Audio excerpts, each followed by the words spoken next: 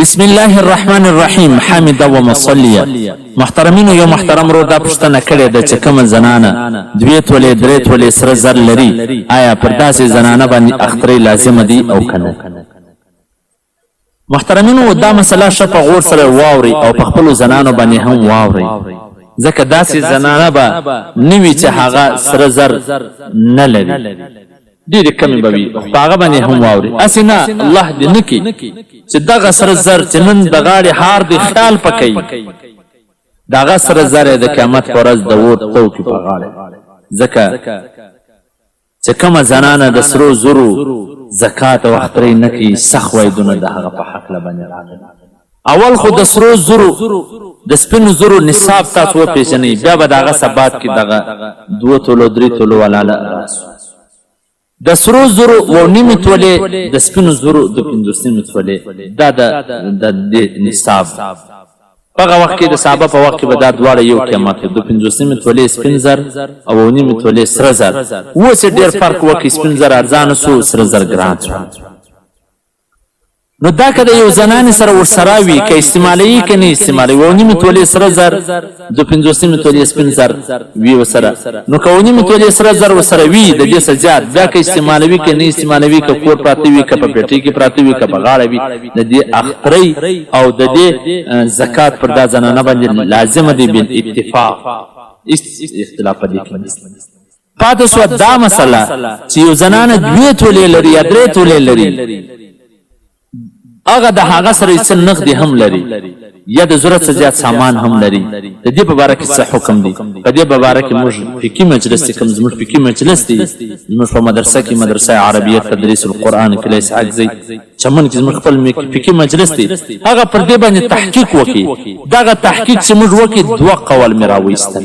یو د امام ابو حنیفه رحمه الله او یو د صحیحین. امام ابو حنیفه رحمه الله فرمایي چې کومه زنانه 2 تولې 3 تولې سره زر لري، د هغه سره نقد پیسې هم لري یا د هغه سره د ضرورت څخه زیات سامان لري، نو پر دغه زنانه باندې اخترۍ لازم دی، واجب دی. او صاحبین فرمایي چې هغه د عدم وجوب قایل دي چې یا واجب نه، چې د 2.5 تولې نصاب ته نه رسېدل. صاحبین امام ابو یوسف او امام محمد رحمهم الله دغه دواړه اقوال دا موږ واستوله کراچي دارالعلوم، چې دارالعلوم د عالمي سطح باندې یو غټه مدرسه ده، په هغه کې غټ مفتیان علما چې پر عالمي سطح باندې نظر لري، لکه شیخ الاسلام مفتی محمد تقی عثماني صاحب حفظه الله، مفتی اعظم مفتی محمد رفیع عثماني صاحب، چې دغه خدا 2 اقواله موږ پیدا کړه په حواله د شامی جلد نمبر 2 صفحه نمبر 20. آیا موږ دا کولی سو چې د صحابینو پر قول باندې فتوا ورکو؟ ځکه په دې کې اساني هم ده او پراخوالی هم دی. صورتحال دا دی چې په 100 زنانو کې یوه زنانه هم اخترۍ نه کوي، دا یوې سره ورسره یي. آیا دا اجازه شته او که نشته؟ هغه د عالمي سطح مفتیان دي، نو د هغو د طرفه څخه چې کوم جواب رالی هغه به موږ تاسو ته نقل. هغه جواب دا دی چې د کومې زنانې په ملکیت کې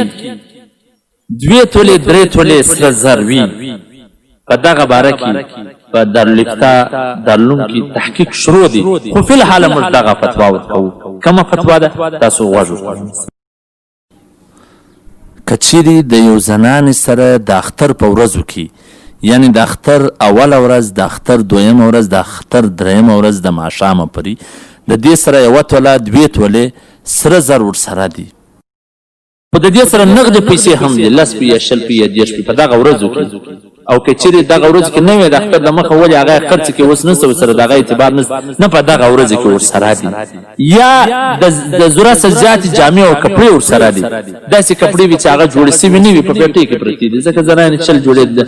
جوړې داسې زموږ زنانه یو نن سبا لري. نو دغه دواړه سره ملاویږي، یا د تجارت سامان داسې بل شی ورسره وي، دا سره میکس ول، بیا